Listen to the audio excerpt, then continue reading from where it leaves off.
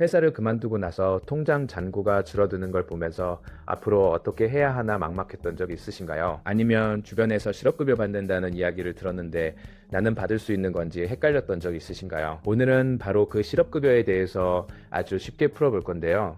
특히 올해 2026년부터 바뀐 내용이 꽤 많아서 꼭 알아두셔야 합니다. 먼저 최근에 나온 깜짝 놀랄 만한 숫자 하나를 알려드릴게요. 올해 1월에 실업급여를 새로 신청한 사람이 20만 1000명을 넘어섰어요. 작년 같은 달보다 15,000명이나 늘어난 건데요.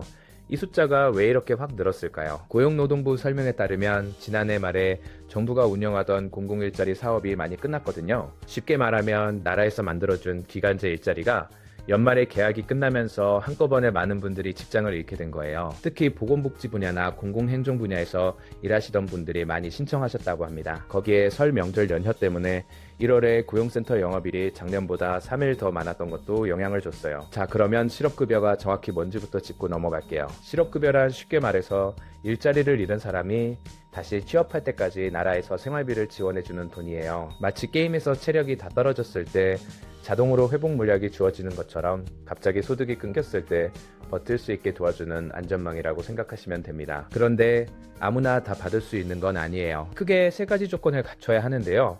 첫째로 퇴사하기 전 18개월 동안 고용보험에 180일 이상 가입되어 있어야 해요. 고용보험이란 월급에서 매달 조금씩 떼는 보험료인데 이걸 내야 나중에 실업급여를 받을 수 있는 거예요. 둘째로 내가 스스로 그만둔 게 아니라 회사 사정으로 잘리거나 계약이 끝나는 것처럼 어쩔 수 없이 일자리를 잃어야 해요. 이걸 비자발적 퇴사라고 하는데요.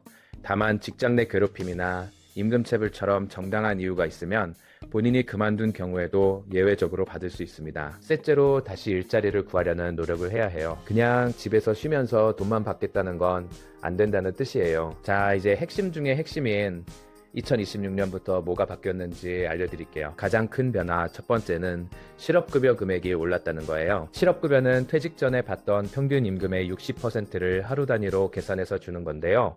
여기에 하한액과 상한액이라는 게 있어요. 하한액은 아무리 적게 받더라도 최소한 이만큼은 준다는 바닥 금액이고 상한액은 아무리 많이 받아도 이 이상은 안 준다는 천장 금액이에요. 올해부터 최저임금이 시간당 1320원으로 올랐거든요. 실업급여 하한액은 최저임금의 80%에 하루 8시간을 곱해서 정하는데 이렇게 계산하면 하루에 66,048원이 됩니다. 그런데 재미있는 일이 벌어졌어요. 이 하한액이 기존에 정해져 있던 상한액 66,000원보다 더 높아져 버린 거예요. 바닥이 천장보다 높아지는 말도 안 되는 상황이 생긴 거죠. 그래서 정부가 7년 만에 처음으로 상한액을 올려서 하루 68,100원으로 조정했어요. 한 달로 환산하면 최대 약 204만 3천원까지 받을 수 있게 된 겁니다. 작년까지는 최대 약 198만 원이었으니까 한 달에 최대 6만 원 정도 더 받게 된 거예요. 취업 준비하시는 분들한테는 작지 않은 차이죠. 두 번째 큰 변화는 반복으로 실업급여를 타는 걸 이제 강력하게 제재한다는 거예요. 그동안 일부에서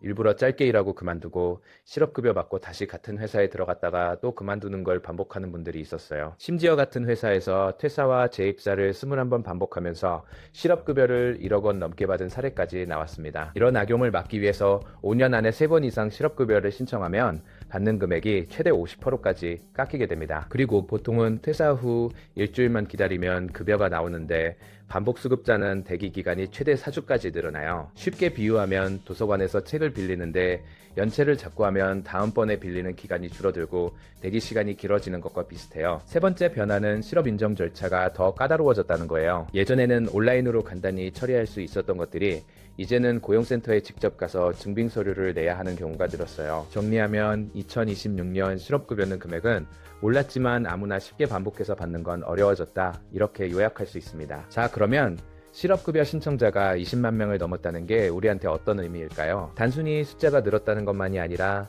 그만큼 일자리 시장이 불안하다는 신호이기도 해요. 특히 요즘 20대 청년층의 고용보험 가입자가 줄어드는 반면 60대 이상은 늘어나고 있는데요.